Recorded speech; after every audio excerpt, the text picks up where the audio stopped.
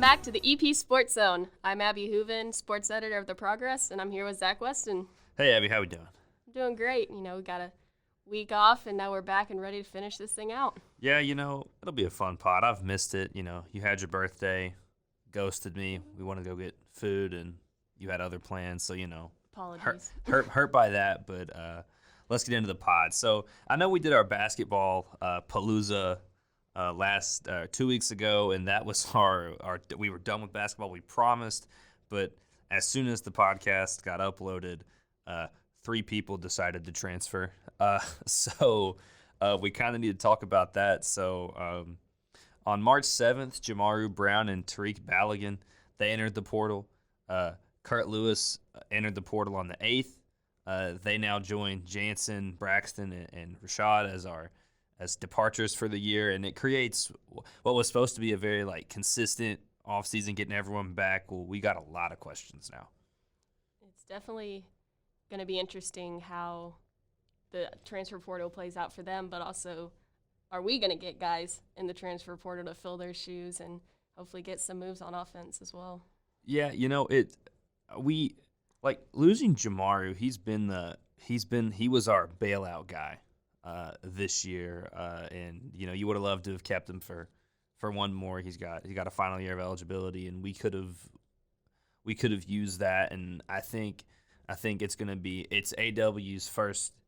It's his first test of okay, last year you got in the portal and you got some good excess stuff. Now it didn't work out because of injuries, but you went and got additive stuff. Well, now you've got to get replacements, guys that are going to work. So that'll be an interesting story to watch as the tournament ends and transfer season really starts. But that was just a quick basketball update. Palooza, it's done. Hopefully no one else transfers. Hopefully this is the last one. Hopefully we're done, and hopefully the girls program stays steady because they're doing great things. And the less we talk about them now, the better it's going because they've given us nothing to talk about. But what we got next? We've had a busy couple weeks of baseball. We're currently 13-8, and notably Logan Thomason was named the ASUN Conference Player of the Week for his performances in 2 weeks ago, and he hit .563 with 7 runs and 5 RBIs over 5 games. So he's been on fire for them lately. Yeah, his bat's been smoking. He only struck out once, so he's always putting contact on the ball, and he's in a rhythm. It's great. And speaking to that, on March 8th against Western Kentucky, our first game over break, we won 6-4. Logan Thomason led the Colonels with 4 hits, 2 runs, and 2 RBIs. So he scored every time he got on base. Just ridiculous efficiency there. So he's doing great things. But he's not the only guy that's been on. We've had 3 or 4, sometimes 5 guys. Their bats are hot. They're consistently getting on base. One of them is Will King. He added 2 hits and 2 RBIs and scored a run, but he's hit, I think, 5 homers already this season, so he's consistently getting those runs for us. It's just been a solid start. Yeah, we're getting production from everybody. Mm-hmm. And that's in college baseball, that's key. We're getting production from all parts of our lineup on offense while we're trying to nail down the bullpen and getting our pitchers right. They certainly don't lack in run support. So if you notice, we won 6-4 against WKU. Marshall, we gave up 2 runs. That's our next game. We won that 8-2. The offense is certainly supporting. So again, in that Marshall game, Logan Thomason was 2 of 4 with a walk, and he scored 2 more runs. So basically, over this run we've had, if he gets on base, he scores. So that's nice. But we've been playing really well. And the Marshall game was just a thorough showing of that. But the Austin Peay on the 11th, that was impressive. What happened there? We were down 5-0 going into the 9th inning, and looking at that, you're not exactly sure what's going to happen, but we once again delivered. We had Ron Franklin doubled. He brought in 2 runs. Jalen Jones singled. And then another guy was hit by a pitch to load the bases. Kendall Ewell draws a walk, so gets us within 2. And then our guy, Logan Thomason, ties the game with a 2-run single. So we completed 7 runs in the 9th inning, but then we had to turn around and make sure that we didn't give up any more runs. And Will Bryan, our amazing closer, came in, retired him for his 5th save. Yeah, once again, well, if we have a lead and then it's over, get a lead, put them in. Ball game, it was really impressive because we just capitalized as soon as Austin Peay, and they hadn't flinched.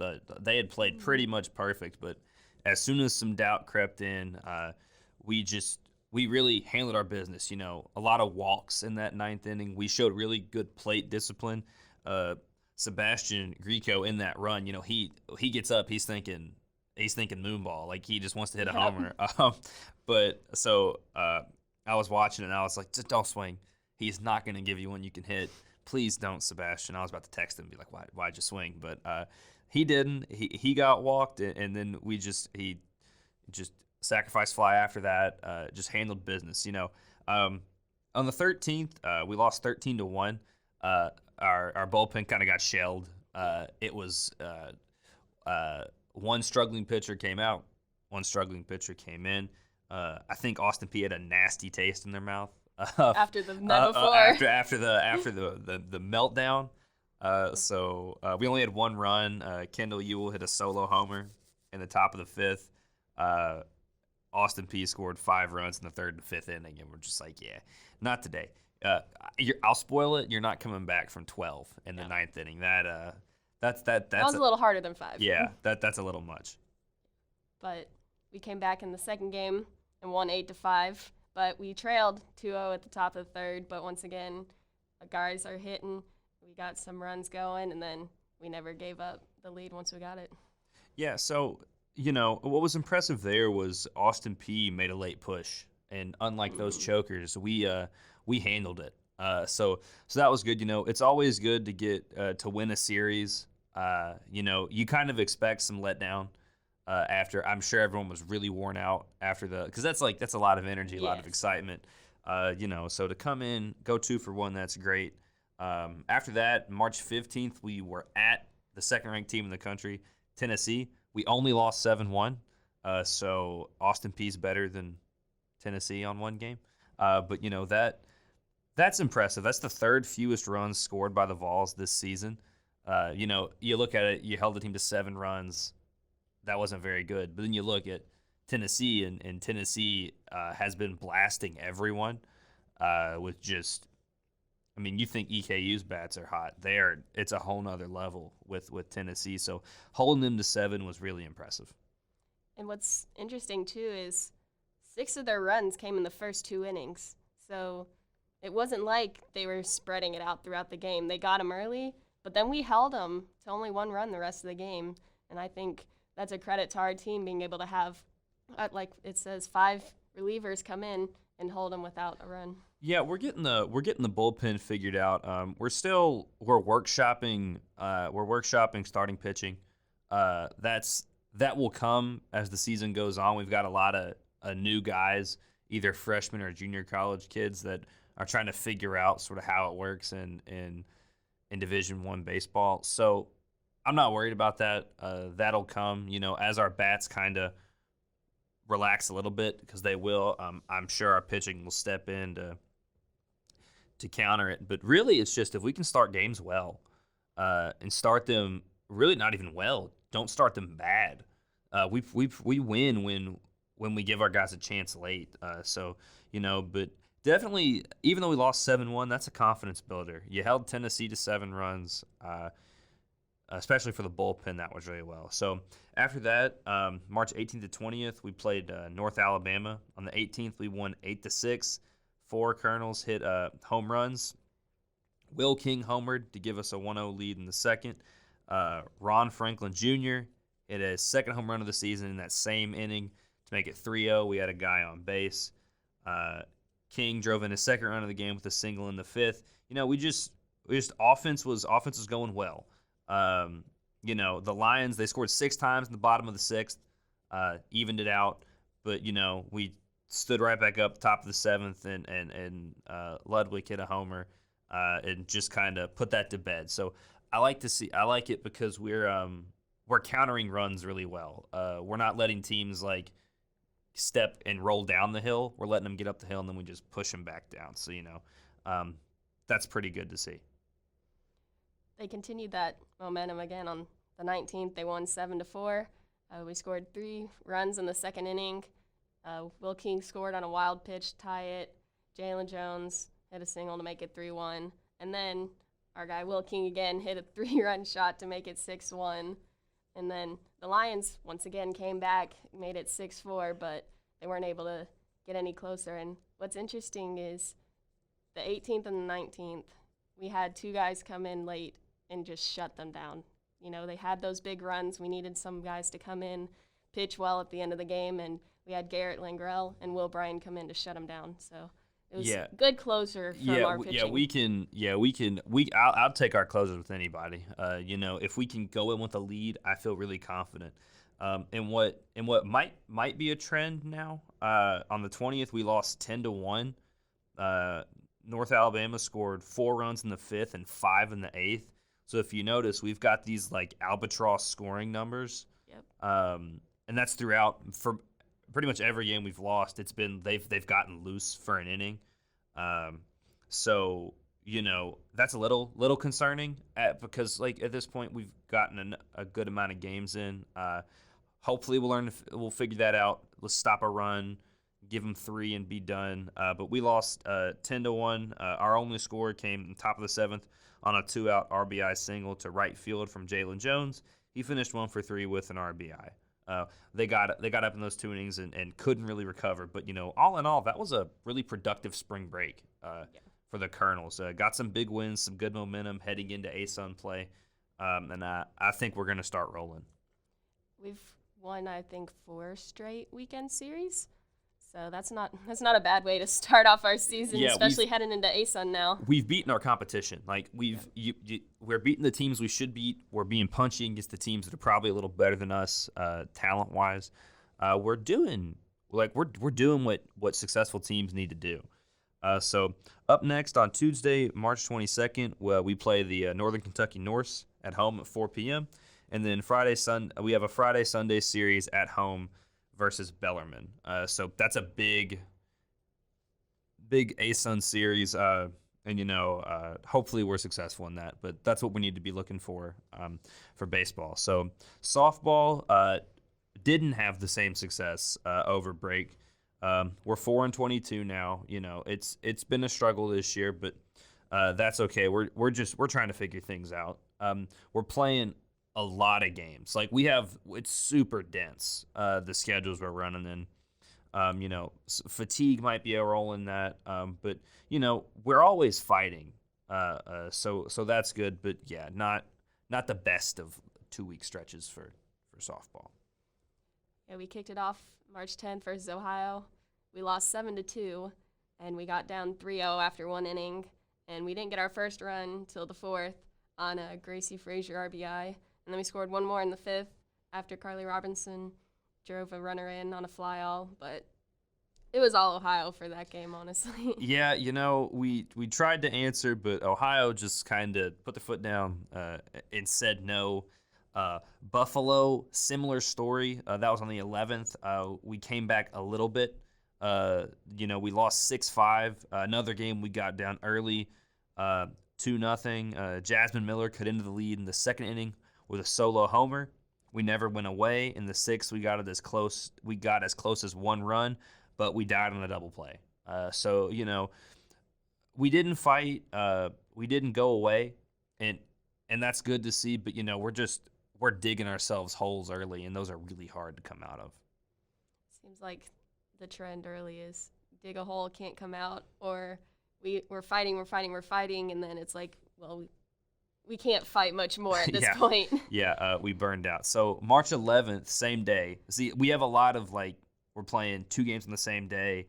That's a lot, especially in softball, like your pitchers especially. It's a lot of wear on them. So, something to look at. But we got into the win column. We won 4-1. We led start to finish. Lauren Narvaez got her first career win as a pitcher. So that's a big milestone. And then Maggie Purdy, who was hot for most of the last 2 weeks, went 2 for 3 with 2 RBIs. It feels good to just get that win. Yeah. You've been kind of struggling. You're kind of fighting in these games and not getting the outcome that you want. But just to get that one win, to kind of recenter, believe in yourself, get that confidence to head into these next games, because we have a big stretch coming up, and it's not going to get any easier. Yeah, ASUN's about to start, so we kind of got to strap in at this point. We got to have to rock. So that was good to see. Yeah, so March 13th versus Indiana. So Indiana's a big program, and we lost, but another close one. So it doesn't seem like it matters who we're playing. Like, we're always going to be in the game. So we lost this one 7-6. Again, got down early, 3-0, and again, we didn't quit. We had the lead down to 3-2 by the end of the second. In the 5th inning, after we had gotten down 7-3, Jasmine Miller took the first pitch she saw a yard and cut the lead to 2. After some Hoosier errors, they were having a rough time getting the ball around the infield. We ended the 5th inning down 1, but that's where the magic ended. They held serve at 7-6 and didn't look back from there. So, we put ourselves in the right position, but Indiana's a high major program. You can't get down that much. Eventually they'll flip on and handle business. We came back March 16th versus Moorhead, and again lost 3-1, but Laura Narvaez with her first RBI hit, and then it was just a struggle from base, honestly. The bats weren't hitting, and you can't do much when they're not hot. Yeah, we had it was tough. We March 19th and 20th versus Liberty, we played 3 games. We lost those games 10-6, 11-4, and 8-1. In game 1, our offense was great. 3 players, Carly Robinson, Samantha Reynoso, and Lou Bowers, all hit homers. We just couldn't hold up defensively. In game 2, we didn't just get down 3-0. We got down 7-0, and we couldn't really get into the game. And then in what I think was the most concerning game from this stretch, on the 20th in game 3, we lost after getting ahead in the first inning 1-0. Sammy Miller hit a homer. That's great way to start a game. Problem is, that's the only hit we got, was that homer in the first inning. She batted second that game, so we got a hit on the second batter, and then nothing. 0. Zilch. Nada. So that's not exactly the confidence boost you want going into ASUN play. But, thinking about it positively, you got a lot of people that are now officially cold, ice cold. So hopefully when we head down to Jacksonville on the 26th and 27th, which is our next game, hopefully we got some people that are hungry, and we see an offensive explosion. But from that 2 weeks, it's very impressive. We've got a resilient team. But I think we're just trying to put the pieces together and kind of figure out how to navigate the ASUN and this higher level of competition. It'll be nice for the team, too. They played this weekend, but they don't play it all during the week. Yeah. So they'll get a few days off. Yeah. The pitchers will get to rest their arms. Yeah. They'll be able to work in practice, figure out what's right, what's not working, and just hit the reset button. Yeah. So that was that. Beach volleyball, we're gonna put our intramural team in. It's gonna be great. But you're for those of you that don't know, Abby Hooven's an absurd beach volleyball player as far as from the intramural level. But speaking of that, what happened with EKU beach volleyball over the break? We had a few matches we held close in, but the most notable one will come at the end. But we started off March 12th versus Moorhead, and we lost 3-2. And we've been playing Moorhead for the last couple years. They're one of the best teams in the OVC. They're always competing top notch. But to be able to only lose 3-2 is impressive in my book. And our number 2 pairing, Sarah Mitchell and Peyton Walker, they won theirs. Number 4 pairing, Elizabeth Fonville and Maddie Campbell won theirs.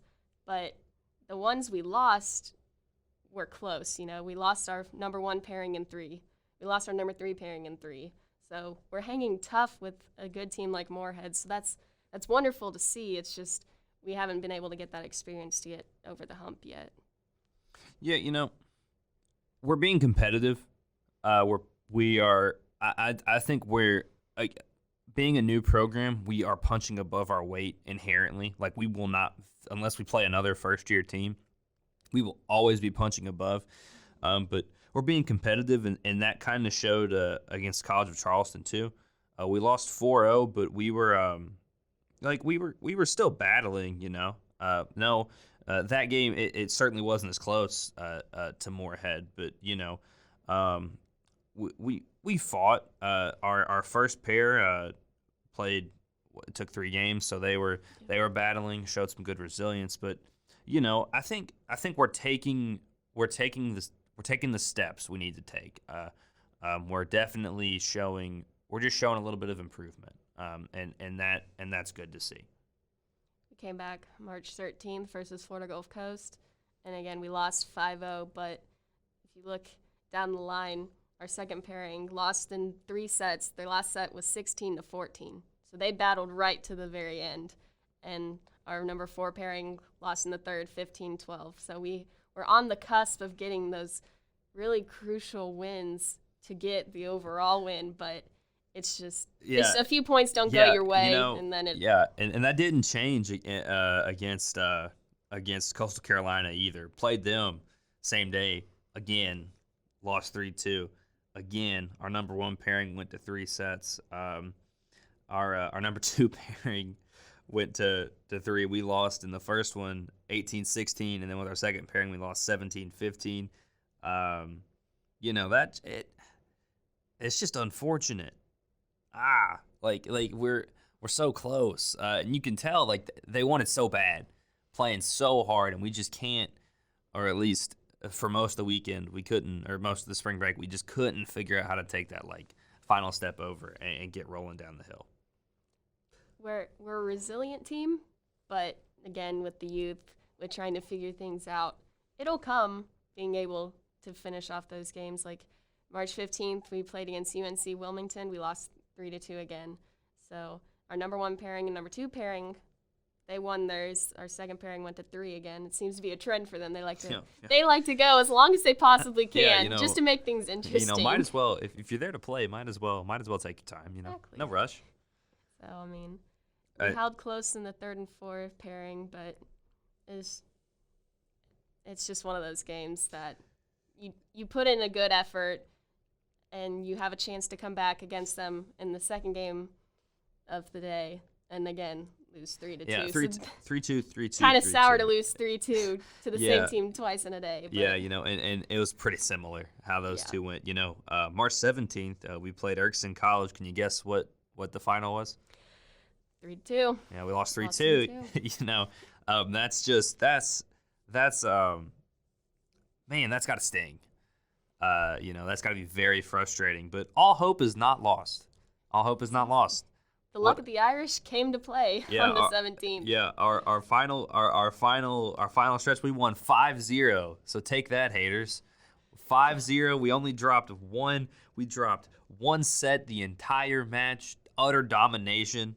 That's Coach Jeff Patton's first career win as the head coach of the Beach program. First match won since 2019. We're rolling, baby. It's time to go. I can smell the national title. It's coming. Get on the bandwagon, guys. We're rolling. We're on the way up. So that was huge. Yeah, so that was good to see. A good win. Let's build on it. Again, I said I wanted to see us just win a few. We're already well on our way to doing that. We're so close, and I think you'll see as we get the talent's there. We just need to get experience. But if you're not on it now, get on the beach volleyball bandwagon, because I can assure you, start the bus, get the fans rolling. We've got this. Let's go. National titles inbound. But that was good. So I would say successful spring break for beach volleyball. So so far haven't had a bad showing for EKU sports over break. Moving into men's golf, March 11th and 12th, they played in the Jackrabbit Invitational. They tied for 4th place, so that was good. Will Gare tied for 1st place, had a 54-hole total of 212. He shot 4 under for the tournament, tied with 2 others for first. Ty Kretz of South Dakota State, so the home player on the course, he tied in Griffin Parker from Northern Iowa. But, super competitive tournament. Pretty impressive to go at if you're playing on your home course, you're supposed to win. So it was good to see Willis, step to him and kind of compete. As a team, we shot rounds of 294, 290, and 300 for a total of 884, and we tied with Colorado Christian for 4th. So that was a successful tournament over break. Good job to men's golf. They've got another tournament coming up March 27th to the 29th. They're at the Kraft Farms Intercollegiate, hosted by South Alabama down in Gulf Shores. So hoping for another good showing there. Maybe get within the top 3 this time. Yeah, maybe. Before we get into women's golf, I have to issue an apology. Women's golf, I said I would. The tournament, I predicted us to go top 4. As you'll soon hear from Abby, we finished 12th. So I Miss Christendaughter, I'm sorry. I promise I'll never predict something for women's golf again. I support you guys, and it's great. But I'm like the Black Plague when it comes to predictions. So it's just it doesn't go well. Anything I touch, it's stay out of the way. Yeah. So women's golf, I'm sorry. Women's golf fans, I'm sorry. It won't happen again. What happened? Tell us. We played the UNF Collegiate down in Jacksonville on the 7th and 8th. Like Zach said, we finished 12th, shot a total of 905. We had our best round came in the last round of the day at a 297 for 41 over for the tournament. Reagan Hilder, Christendaughter, and Riley Markham tied for 33rd with a 54-hole total of 225, so 9 over. Not the best showing. No, it's not. Maybe you don't let Zach predict for that Yeah, one. and here's what burns me up. So remember, I said top 4 finish, and on March 19th to 20th at the Low County Intercollegiate at Hilton Head Island, South Carolina, they finished 3rd. So I'm just snake bit. Just a week early. Yeah, I'm snake bit at this point. Had rounds of 303, 295, and 307 for a total of 905. Miss Christendaughter finished 5th with a 54-hole total of 221. She was +5. Eliza Shackleton was 1 shot back and placed 7th with a total of 222 for +6. So way to answer from the women's golf team. Good to not get behind. On Monday, March 28th and Tuesday, March 29th, they play at the Georgia State Spring Invitational in Johns Creek, Georgia at the Rivermont Country Club. So look for them to be successful there. I think they'll parlay their success at the Low County Intercollegiate with some success in their next tournament. Moving on to track and field, we've got our outdoor seasons starting, but we can't forget about our guy Ahmed Jaziri. He competed in the World Indoor Track and Field Championships out in Serbia, and he ran in the men's 3,000 meters on Friday, March 18th. Zach, how'd he do? So he finished 8th in his heat. He was a few seed spots off of qualifying for the finals. That's a good showing for Ahmed. It's really hard to go from competing in college to competing in in an international competition. Even being there is impressive. So I'm not that's not disappointing. I'm sure he's disappointed because he had a seed time he could have qualified. He was in that last little pack to get into finals. But it just didn't happen. And that track and running especially is finicky that way. Just sometimes you show up and you're not really there. It just doesn't click. And it didn't for him. But that's fine. I know that he's ready for that. Kind of puts a close on indoor, and he's ready for outdoor to get rolling. So Thursday to Saturday, March 24th to 26th, we're running at the Raleigh Relays in Raleigh, North Carolina. And Friday and Saturday, March 25th and 26th, we're at the Weems Basket Invitational in Columbia, South Carolina. So it's going to be interesting to see how it starts.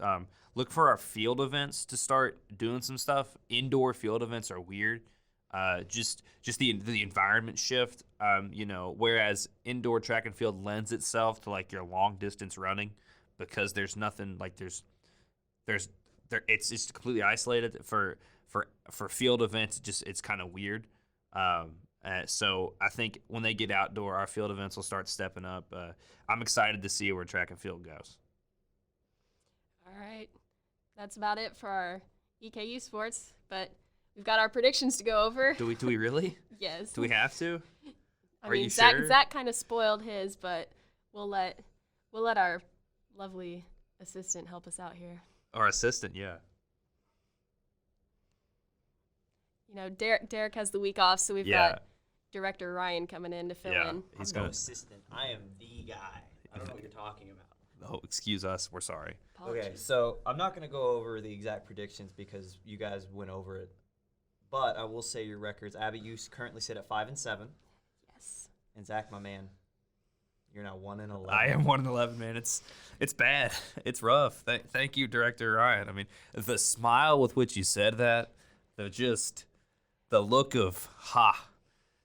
I mean, it hurts. It's painful, and you know, I can't say anything because they'll kick me out if I say anything bad. So I have to be complimentary. But What's your comeback strategy that's just, here? How do you come back from this? So, you know, I've got a twin brother, Jake. He's a track and field cross country nerd. So I had him get on our two track and field meets, and I had him run virtual meets. He put in every single time, every single projection. He's got an algorithm that calculates times, and he's like scary accurate with it. Like it's an Excel formula, and it works. Like he can predict PRs from start to end in a season. So I'm gonna try my hand at like what he told me to say for track and field. You had to get a specialist on this to turn this around. For track and field predictions. Oh, it's not gonna work. But you know, that's the plan. You know, I'm reeling. We're in full panic mode. If this doesn't work, I don't know what will. You know, I might just start predicting that we're gonna play a game, and watch and then it will get canceled. and watch it get rained out. That's how it's been. So yeah, 1-11. I started the you know what? I get credit for starting the idea.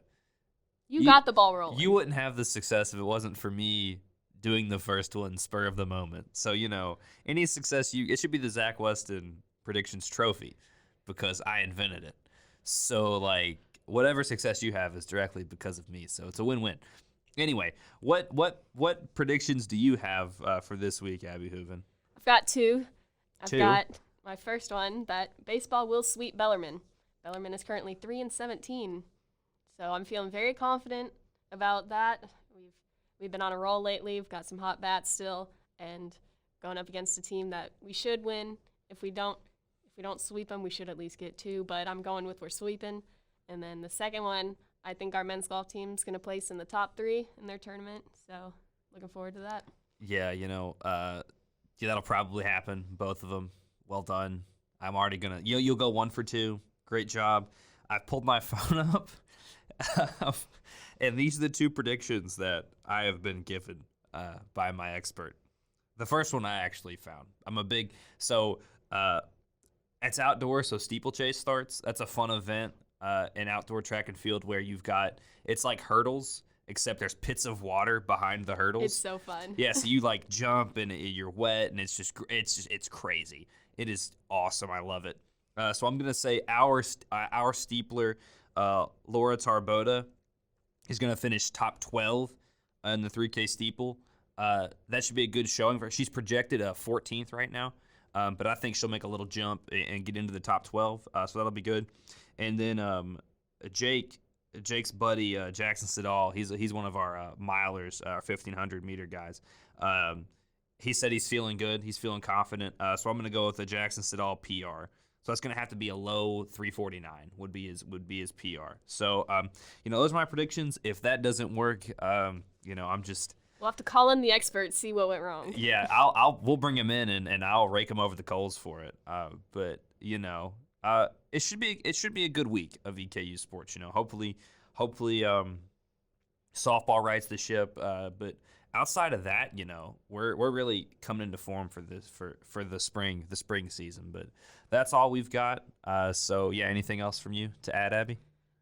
Not really. Just check out easternprogress.com for daily content, and then as always, follow Sports EP on Twitter for up-to-date content on everything for your beloved EKU sports. All right, see you guys. See ya.